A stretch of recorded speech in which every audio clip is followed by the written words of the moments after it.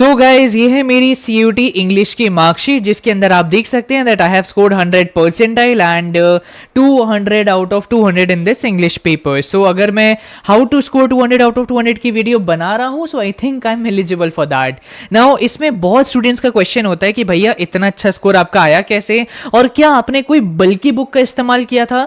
मेरा आंसर है गाइज, मैंने कोई भी किताब का इस्तेमाल नहीं किया था। जैसे आप सभी को यूट्यूब पर सुनने को मिलता है कि वर्ड पावर मेड इजी देख लो या फिर आप ब्लैक बुक खरीद लीजिए, मैंने कोई बुक का इस्तेमाल नहीं किया था। मैं ऑनेस्टली अगर आपको बोलूं तो किसी भी एग्जामिनेशन को क्रैक करने के लिए ना आपके 3 पिलर्स बिल्कुल स्ट्रांग होने चाहिए, that is PRP, preparation, revision and practice. And English examination में एक थोड़ी डिफरेंट स्ट्रैटेजी काम करती है कि आपको थोड़ा सा टाइम देना है प्रिपरेशन और रिवीजन के ऊपर, लेकिन सबसे ज्यादा फोकस अगर किसी पर करना है that is practice practice practice. आप में से बहुत सारे ऐसे स्टूडेंट्स हैं जिन्होंने खुद ऑब्जर्व किया होगा कि हम लोग इंग्लिश में ज्यादा टाइम लगाते हैं प्रिपरेशन के ऊपर, रिवीजन बहुत कम करते हैं और at the end practice English की ना के बराबर करते हैं, जिसकी वजह से एग्जामिनेशन लिखते समय हम अच्छे से आर्टिकल नहीं लिख पाते थे, हम सही तरीके से नोटिस राइटिंग नहीं कर पाते थे, सही तरीके से ऐसे नहीं लिख पाते थे, बिकॉज हमारी प्रैक्टिस सही नहीं थी। ये गलतियों को मैंने अपने बोर्ड से टाइम पर एनालाइज किया था, जो मैंने बाद में CUT में अप्लाई किया। मेरा बेसिकली ये स्ट्रैटेजी थी कि प्रिपरेशन पर थोड़ा कम समय लगाएंगे, अपने बेसिक्स को ठीक करेंगे, उसको रिवाइज करेंगे, लेकिन प्रैक्टिस ज्यादा से ज्यादा करेंगे। मैं ऑनेस्टली बोलूंगा गाइस, मैंने 25 फुल लेंथ टेस्ट दिए थे अपने CUT के इंग्लिश एग्जामिनेशन से पहले। सो यू कैन सी कि प्रैक्टिस अगर आपने अच्छे से करी, so this examination is very very easy. बस एक प्रॉब्लम यहां पे आपको देखने को मिलेगी कि ये थोड़ा लेंदी पेपर आपको दिखेगा, और जो आप पढ़ेंगे वो डायरेक्टली अप्लाई नहीं हो पाएगा, आपके कॉन्सेप्ट से क्लियर होने जरूरी है। जैसे कि मैं एक एग्जाम्पल के तौर पर आपसे पूछता हूं कि एवरीबडी डैश इंजॉइंग इज और आर, बताइए यहां फिल इन द ब्लैंक में क्या आएगा? अगर आप लोग सही जवाब देंगे मैं इसको आपके कमेंट को हार्ट दे दूंगा। ना ऑल्सो गाइस, आप में से बहुत स्टूडेंट्स का क्वेश्चन होता है कि भैया प्रैक्टिस के लिए हमें कौन सी किताब यूज करनी चाहिए। तो गाइस मैं आप सभी को बताना चाहूंगा कि फिजिक्स वाला ने लॉन्च करी है अपनी CUT इंग्लिश की book, which is chapter wise question bank. इसके अंदर आप सभी को बहुत सारे प्रीवियस ईयर क्वेश्चंस मिल जाएंगे, जिसमें आपको डिटेल्ड सॉल्यूशंस प्रोवाइड किए गए हैं। हर एक इंग्लिश से रिलेटेड जो भी चैप्टर हैं उसकी chapter wise theory with example आपको मिल जाएंगे। 500 से ज्यादा MCQs प्रैक्टिस करने को मिलेंगे विद एक्सप्लेनेशन, 100 से भी ज्यादा कॉम्प्रिहेंशन आपको प्रैक्टिस करने को मिलेंगे, और 5 सैंपल पेपर भी आपको मिल जाएंगे जो बिल्कुल लेटेस्ट NTA पैटर्न पर बने हुए हैं। आप यहां पर देख सकते हैं आपका पूरा सिलेबस इसके अंदर कवर किया गया है, और पूरे सैंपल पेपर्स के साथ साथ प्रीवियस ईयर क्वेश्चन पेपर भी आपको प्रोवाइड किए गए हैं। So if you want to purchase this book, link मैंने आपको डिस्क्रिप्शन बॉक्स में दे रखा है, और मेरा ये कूपन कोड इस्तेमाल करके आपको थोड़ा एडिशनल डिस्काउंट और मिल जाएगा। Link is given in my description box. Now अब मैं थोड़ा स्ट्रैटेजिकल पोर्शन पे आता हूं कि आप सभी रीडिंग कॉम्प्रिहेंशन की तैयारी कैसे कर सकते हैं। सबसे पहले मैं बोल देता हूं गाइस, ये सबसे ज्यादा हाई वेटेज वाला टॉपिक है। सबसे ज्यादा सवाल अगर कहीं से आते हैं तो वो है रीडिंग कॉम्प्रिहेंशन। देखने को मिल रहा है कि धीरे धीरे रीडिंग कॉम्प्रिहेंशन टफर साइड पे बनता जा रहा है, खासकर इसका पोएटिक कॉम्प्रिहेंशन। तो गाइस आप लोग पोएटिक कॉम्प्रिहेंशन की सबसे ज्यादा प्रैक्टिस करिएगा। नाउ भैया हम लोग रीडिंग कॉम्प्रिहेंशन कैसे सॉल्व कर सकते हैं?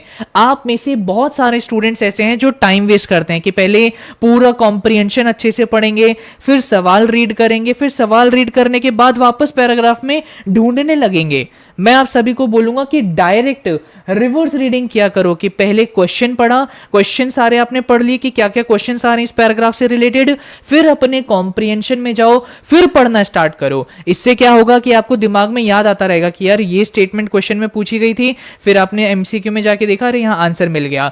तो आपको शुरुआत में कॉम्प्रिहेंशन नहीं पढ़ना, पहले क्वेश्चंस पढ़िए, फिर पैराग्राफ पे जाइए, तब क्विकली आंसर्स आपको देखने को मिल जाएंगे। ना ये जो चीज मैंने बोली ये आप अप्लाई तब कर पाएंगे जब आप अच्छे से अच्छी प्रैक्टिस करेंगे। इसी के साथ साथ कुछ फ्री के नंबर भी आपको इंग्लिश के अंदर मिलते हैं, जैसे कि राइटिंग सेक्शन से भी रिलेटेड गाइज आपको सीयूटी इंग्लिश में सवाल देखने को मिलेंगे, जैसे कि नोटिस राइटिंग हो गया, आर्टिकल राइटिंग हो गया। इससे रिलेटेड जो फॉर्मेट होते हैं उससे सवाल आ सकते हैं कि यार सब्जेक्ट के बाद नोटिस में क्या लिखा जाता है, या फिर डेट के बाद आर्टिकल में क्या लिखा जाता है। सो ये बेसिक आपके फॉर्मेट रिलेटेड क्वेश्चंस सीयूटी में आते हैं। बस फॉर्मेट्स अगर आपने लर्न कर लिया तो ये बिल्कुल फ्री के नंबर आपके बन जाते हैं। नाउ सेकंड सबसे इंपॉर्टेंट चीज जिसमें से अगेन बहुत सारे सवाल आते हैं, दैट इज ग्रामेटिकल पोर्शन। बहुत सारे बच्चों का सवाल होता है कि भैया मेरा ग्रामर बहुत अच्छा है, क्या मुझे ग्रामर पर फोकस करना चाहिए? नहीं करना चाहिए। आप सभी को अगर ग्रामर लगता है कि मेरी ग्रामर बहुत अच्छी है, आप सीधा प्रैक्टिस पर उतर जाइए। आपको ग्रामर पर ज्यादा फोकस करने की जरूरत नहीं है, बिकॉज मैंने 2022, 23, 24 के पीवाईक्यूज को एनालाइज किया है एंड ग्रामर बहुत इजी आती है। लेकिन अगर आपकी ग्रामर इतनी अच्छी नहीं है, आपको दिखता है previous year question paper solve करने के बाद या कोई भी सैंपल पेपर सॉल्व करने के बाद कि भैया मैं सीयूटी के ग्रामर क्वेश्चन सॉल्व नहीं कर पा रहा हूं, तो मैं आप सभी को बोलना चाहूंगा कि आपको बेसिक्स पर फोकस करना पड़ेगा। आपको एक इस तरीके से ना किताब मेंटेन करनी चाहिए। देखो अगर मैं बोल रहा हूं तो please try to follow that. मैं इस समय पर 3rd ईयर में चल रहा हूं अपनी ग्रेजुएशन के। I have myself given my CUET examination in 2022, 2023, 2024 में। आप देख सकते हैं यूट्यूब पे लैक्स ऑफ स्टूडेंट्स को गाइड किया है। तो if I am telling you something, please try to follow that religiously. आप एक किताब मेंटेन करिए, उस नोटबुक के अंदर आप सभी इंग्लिश के जैसे ये टॉपिक्स यहाँ पे दे रखे हैं ना, हर एक एक ग्रामर का जो टॉपिक है इस तरीके से नोट डाउन करना स्टार्ट करिए। जैसे कि आज आपका मन कर रहा है कि मैं क्लॉजेस पढ़ना चाहूंगा, तो आप कोई भी एक बढ़िया यूट्यूब का लेक्चर ओपन करिए, उसमें आपको दिखेगा कि यार क्लॉजेस का डेफिनेशन क्या है। तो आपने अपनी भाषा में लिखा कि क्लॉजेस का ये मतलब होता है, क्योंकि अगर आप टिपिकल इंग्लिश लैंग्वेज लिखेंगे तो रिवीजन करते समय समझ नहीं आएगा। इंग्लिश को अपनी लैंग्वेज में लिखेंगे तो अच्छे से समझ आएगा। डेफिनेशन लिखिए। इसके बाद हर एक एक इंग्लिश के ग्रामेटिकल टॉपिक के गाइस टाइप्स होते हैं कि यार ये टाइप हो गया, फिर दूसरा ये टाइप हो गया, तीसरा ये टाइप हो गया। तो आपको टाइप 1 लिखा, उससे रिलेटेड एक एग्जाम्पल लिखा, टाइप 2 लिखा, उससे रिलेटेड एक एग्जाम्पल लिखा। कई बार होता है आपको टाइप्स नहीं रूल्स दिखेंगे कि रूल ये कहता है कि जहां पर एवरीबॉडी लिखा होता है वहां सिंगुलर वर्ब लगेगा।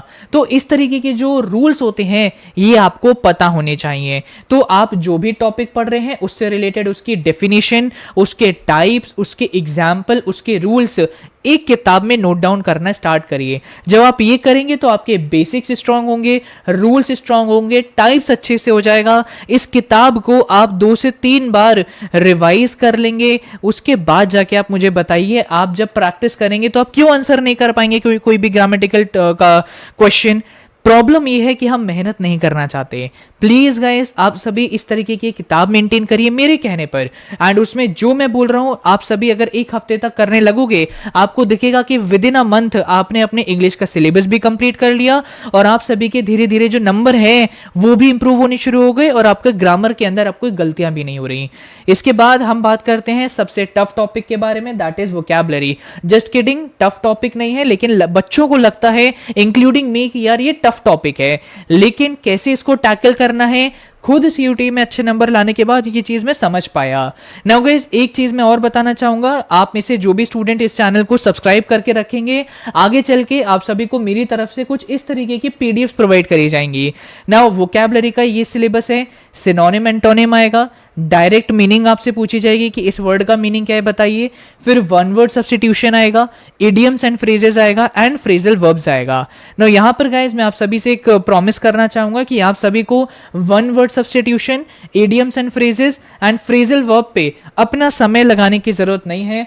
आप सभी को मैं इस तरीके की पीडीएफ प्रोवाइड करूंगा, आप सभी को बस ये पीडीएफ अच्छे से कवर करनी है एंड आपका पूरा सीयूटी का इन 3 चैप्टर्स का सिलेबस इसके अंदर 100% फॉर्म में कवर हो जाएगा। लेकिन सॉरी गाइस आपका ये फर्स्ट 2 चैप्टर्स में मैं हेल्प नहीं कर पाऊंगा, that is synonym antonym and direct meaning related question, because यहाँ पे किसी भी वर्ड का आपसे सिनोनिम एंटोनिम पूछा जा सकता है, किसी भी वर्ड की डायरेक्ट मीनिंग पूछी जा सकती है। बट भैया आपने कैसे टैकल किया था ये बताइए, तो चलो मैं आपको ये बताता हूं।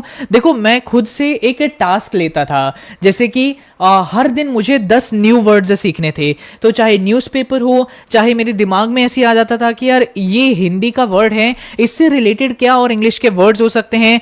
तो बेसिकली मैं आपको बोलूंगा कि एक डायरी मेंटेन करना स्टार्ट करो जिसके अंदर आप डेली 10 वर्ड सीखेंगे। अगर आप डेली 10 न्यू वर्ड सीखना स्टार्ट करोगे तो मंथली आप देखिए आपके पास 300 वर्ड्स की एक वर्ड बैंक रेडी हो जाएगा। जब इतना बड़ा वर्ड बैंक रेडी हो जाएगा, इसको लर्न कैसे करूंगा भैया मैं? तो इसको आप लर्न कर सकते हैं एग्जाम्पल की मदद से, निमोनिक्स की मदद से, विजुअलाइज करके या रिपीटिशन करके। अब आप बोलोगे कि भैया आप तो मुझे इतना काम बता रहे हो, इस तरीके से लर्न कर लो, आपने ये काम किया था नहीं किया था, प्रूफ क्या है?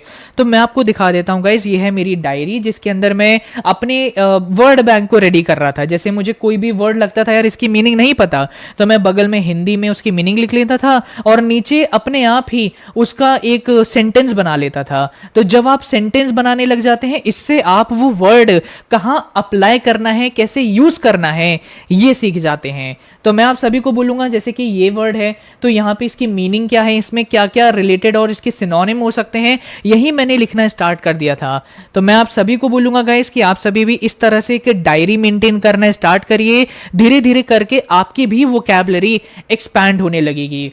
मैं ये बोलूंगा अभी आपके पास समय है एंड बहुत समय है। आप ये मान के चलिए कि अगर आप सीधा मई 2025 या अप्रैल 2025 से इंग्लिश की प्रिपरेशन स्टार्ट करोगे तो आप वोकैबुलरी के अंदर फंस जाओगे, क्योंकि तब आपके पास इसके ऊपर फोकस करने का समय नहीं होगा एंड रट्टाफिकेशन ही आप करोगे जो यूट्यूब पर लोग सिखाते हैं।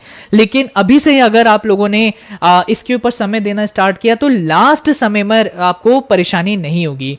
तो चलो मैं थोड़ा सा शो ऑफ कर लेता हूं अपनी वोकैबुलरी का। एक वर्ड मैं बोलूंगा, आप उसकी मीनिंग जरूर बताइएगा। ऑल्दो ये सीयूटी में नहीं आता, जस्ट आई एम आस्किंग कि सुपर कैलीफ्रैजिलिस्टाइक्सपियलिडोशियस का मतलब क्या है। This is not a sentence, this is a single word. So इस तरीके से धीरे धीरे करके आप अपनी अगर वोकैबुलरी बढ़ाएंगे तो इससे सिर्फ सीयूटी में ही नहीं बट आगे फ्यूचर में भी किसी 1-to-1 आप किसी अंग्रेज से बात कर रहे हैं या कोई, आजकल इंडियंस में ही बहुत अंग्रेज हो चुके हैं जो ओनली इंग्लिश में कम्युनिकेट करते हैं, तो उनके साथ और बेटर तरीके से बात करने में भी आपको ये वोकैबुलरी हेल्प करेगी। सो इट्स नॉट जस्ट कि सीयूटी के लिए बट फ्यूचर में भी आपको हेल्प करेगा। बस ये छोटा सा टास्क आप कर लेना, that is daily 10 new words का।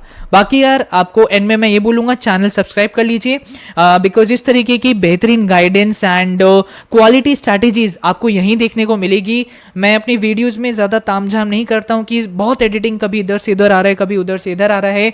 इट्स जस्ट दैट कि आपको सिंपल गाइड करके मैं चला जाऊंगा एंड मे बी आपको इस वीडियो से कुछ बेनिफिट मिल जाए, आप कुछ सीख लें। बाकी मिलते हैं अपनी अगली वीडियो में, तब तक के लिए all the very best and please don't forget to subscribe this channel.